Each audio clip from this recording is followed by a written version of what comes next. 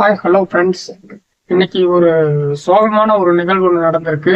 அது என்னன்னு சொன்னா EVKS இளங்கோவன் அவர்கள் மறைஞ்சிருக்கிறார். தமிழகத்தின் காங்கிரஸின் தூண் அப்படின்னு அவர் சொல்லலாம். அவர் ஈவேரா பெரியாரனுடைய பேரன். அதாவது அவருடைய தந்தை பேரு சம்பத், அவருடைய தாயார் ADMKல இருந்தாரு. அவரு சம்பத் அவர்கள் சிறந்த சொற்பொழிவாளர், இந்த மாதிரி ஒரு அருமையான பேச்சாளர், இப்படி ஒரு அரசியல் நிலைத்தன்மை கொண்டவர். இப்படிப்பட்ட அரசியல் பாரம்பரிய குடும்பத்தில் வந்த திரு ஈவேரா பெரியார் அவர்கள் ஈரோடு மாவட்டத்தின் இந்த தென் மாநிலம் அல்லாமல் தமிழகம் முழுவதும் உள்ள காங்கிரசின் தொண்டர்கள் அனைவருக்கும் மிகவும் பிரியமானவர், அனைத்து கட்சியினருக்கும் மிகவும் பிரியமானவர்.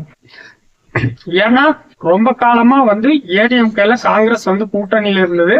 அப்போ அம்மாவுக்காக 2001ஆம் ஆண்டு தமிழ்நாடு